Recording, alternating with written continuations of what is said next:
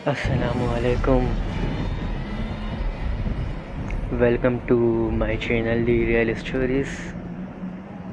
मेरा नाम है एसएम रज़ा। आज मेरे इस चैनल की पहली ही वीडियो है, तो जैसे कि नाम से ज़ाहिर है कि इस चैनल पर हम बात करेंगे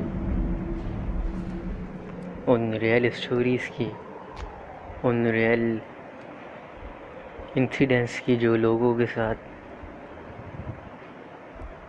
पेश आए हैं, जो कि लोग हमसे शेयर करेंगे। और शेयर कहाँ कैसे करनी है अपनी स्टोरी,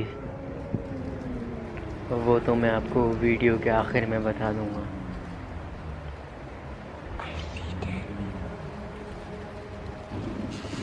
हमारा जो फोकस रहेगा वो रहेगा पैरानॉर्मल एक्टिविटीज़ पर, ऐसी स्टोरीज़ पर जो लोगों के साथ पेश आई हों।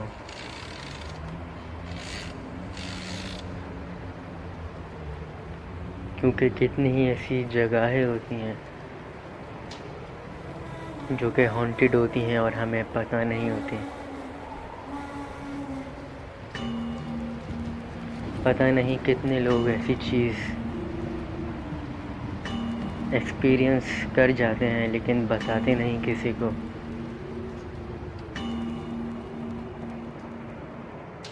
तो अपने ऐसे वाक़यात हमें अपने नाम के साथ यहाँ पर शेयर करें।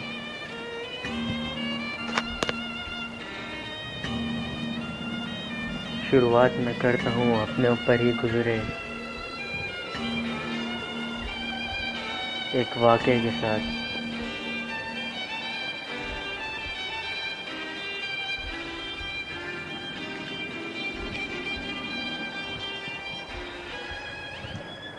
साल 2014 में जब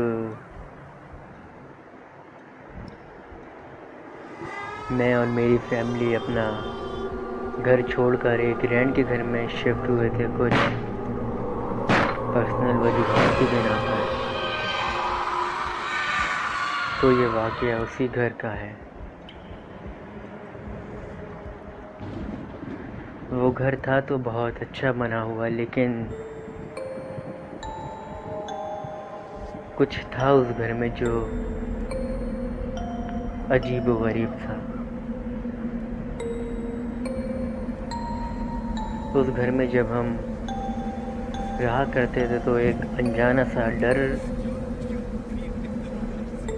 लगा रहता था। एक दिन जब सुबह मेरी बहन सोकर उठी तो बहुत ज़्यादा डरी हुई थी, तो मेरी वालिदा ने उससे पूछा कि क्या बात है, क्यों डरी हुई हो।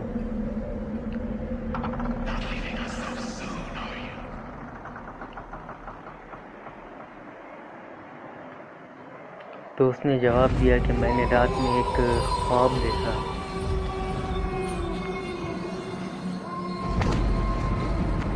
जिसमें हमारे सहन में मैं खेल रही हूँ और बाबा जी आए हैं, एक बुज़ुर्ग आए हैं जो कि उससे कहते हैं ख्वाब में कि तुम लोग ये घर छोड़ दो। तो खैर मैं, मेरी वालिदा और मेरे अब्बू जो है इस बात को, क्योंकि नए नए शिफ्ट हुए थे वहाँ पे हम, तो हम ये कहकर टाल लेते हैं कि ख्वाब तो आते रहते हैं, इग्नोर करो, ये है। बहरहाल हमने वो बात रफ़ा दफ़ा कर दी। अब जैसे जैसे वक्त गुज़रता चला गया हम लोग वहाँ पर सेट होते चले गए, हमारे दोस्त भी बनने लग गए।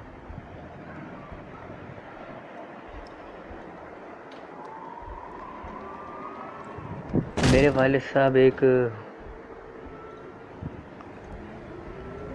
होटल में जॉब किया करते थे, तो जब वो स्टॉप पर उतरा करते थे तो वहाँ से मुझे कॉल कर दिया करते थे कि तुम मुझे आकर पिक कर लो यहाँ से और घर तक ले जाओ, क्योंकि उस स्टॉप से जहाँ मेरे वाले साहब उतरा करते थे वहाँ से मेरा घर तकरीबन कुछ 2-3 किलोमीटर के फासले पर था, और उस स्टॉप से लेके मेरे घर तक कोई ट्रांसपोर्ट भी नहीं आया करती थी, तो चलना बहुत पड़ता था। जब भी मैं अपने वालिद साहब को पिक करके घर तक ले आया करता था, और ये डेली की रूटीन बन गई थी।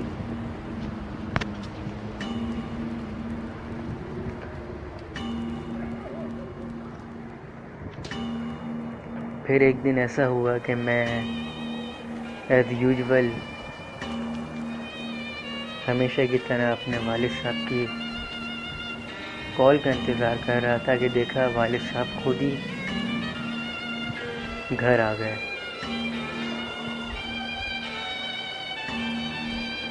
जब वो गेट के अंदर आए तो मैंने उन्हें सलाम किया, तो कोई जवाब नहीं दिया।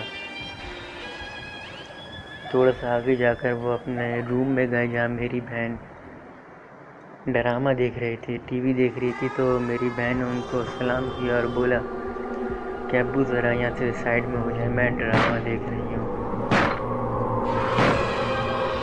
तो जब भी वो कुछ नहीं बोले, ना कोई रिएक्शन दिया, फिर मेरी अम्मी आई और कहने लगी कि आप जाकर फ्रेश हो जाएं, मैं आपके लिए चाय गरम कर देती हूँ।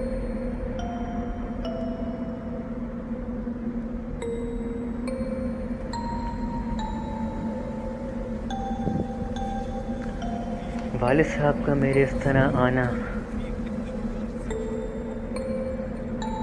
इस तरह मतलब कि बगैर कुछ बोले आना हम लोगों के लिए एक हैरानकुन बात थी। क्योंकि जब भी हमारे वालिद साहब घर पर आया करते थे अपने ऑफिस से, तो सबसे सलाम दो और बातचीत किया करते थे।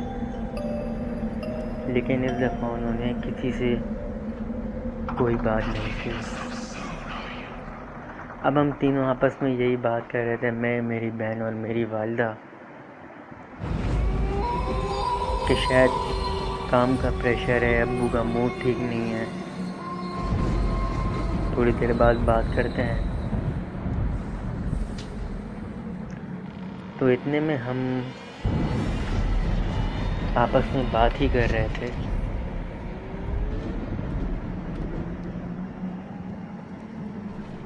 कि मेरे मोबाइल में एक कॉल आती है।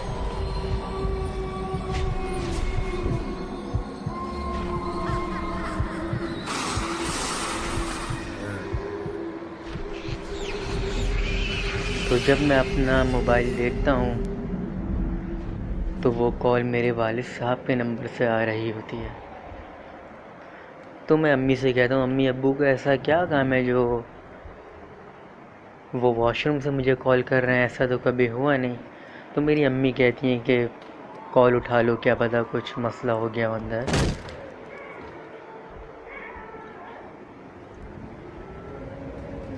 तो मुझे थोड़ा सा अजीब सा फील हो रहा था, क्योंकि ऐसा कभी हुआ नहीं। ये चीज़ बहुत हट करती है हमारी डेली रूटीन से। बहरहाल मेरा मोबाइल क्योंकि कंटिन्यूसली बजे जा रहा था, तो मैंने अपने वालिद साहब की कॉल उठाई।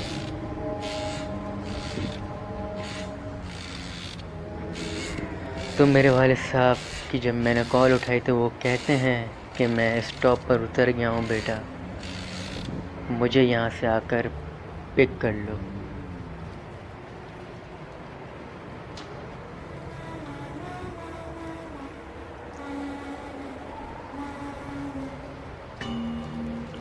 अब जैसा ही मैं ये सुनता हूँ, कॉल काटता हूँ और अपनी वालिदा और अपनी बहन को बताता हूँ, तो ये सुनकर सब हैरान और परेशान हो जाते हैं और डर जाते हैं कि वो जो शख्स अभी कुछ टाइम पहले हमारे घर में आया है वो कौन है। फिर बड़ी ही हिम्मत करके मैं जब वॉशरूम का दरवाज़ा खोलता हूँ तो देखता हूँ वॉशरूम में कोई नहीं होता।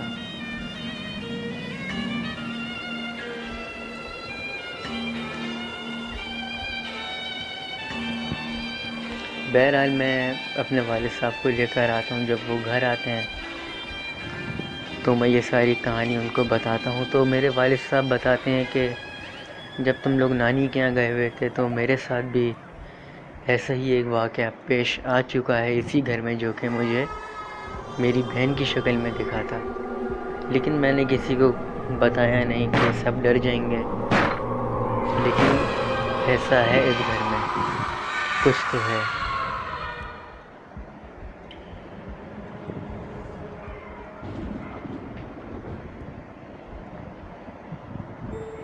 अब इस वाक़ये के मैं 2-3 दिन बाद जब आगे पीछे मोहल्ले वालों से इस घर के बारे में कंफर्म करता हूँ, क्योंकि जो उस घर के मालिक थे उन्होंने तो हमें कुछ भी नहीं बताया था। तो बहरहाल जब मैं आगे पीछे से उस मोहल्ले से इस घर के बारे में पूछता हूँ तो मेरा एक दोस्त जो उसी गली में रहता था और नया नया बना था, उसने मुझे ये बात बताई कि जिस घर में आप रह रहे हो वहाँ पर कोई भी 3 से 4 महीने से ज़्यादा नहीं टिकता। इस घर की हिस्ट्री कुछ इस तरह से है कि इस घर में आज से तकरीबन 20 साल पहले एक फैमिली शिफ्ट हुई थी जिसमें 11 मेंबर थे।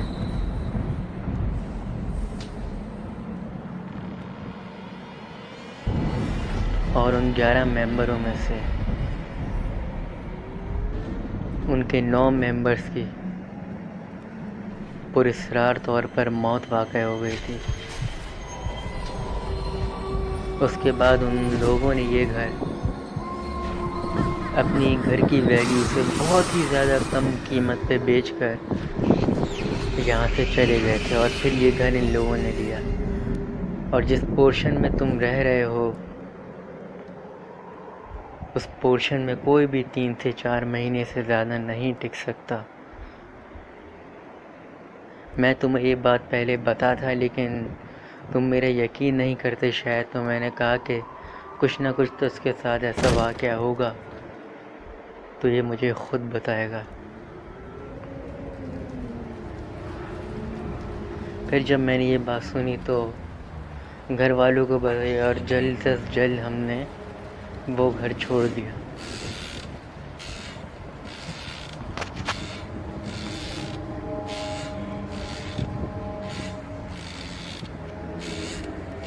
अभी भी उस घर में लोग आते जाते रहते हैं, लेकिन उस घर में जिस पोर्शन में मेरे साथ ये हुआ था उस पोर्शन में कोई भी फैमिली 2 से 3 महीने से ज़्यादा नहीं टिकती।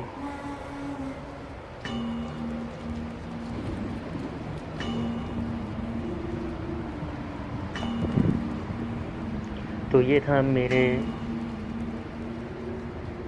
साथ गुज़रा हुआ एक वाक़या जो मैंने आप लोगों से शेयर किया।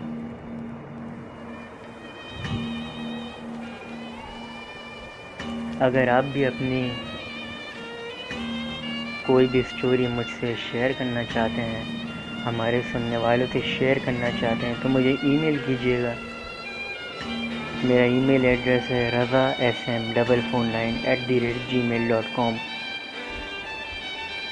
razasm449@gmail.com।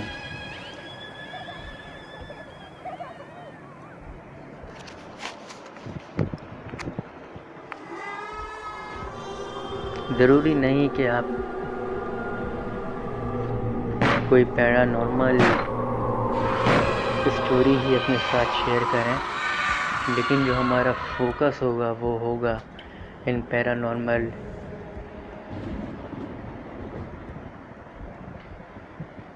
इंसिडेंट्स पर।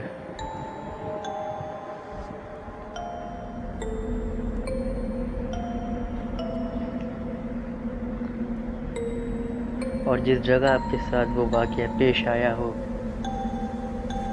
उस जगह का नाम भी नीचे मेंशन कर दीजिएगा।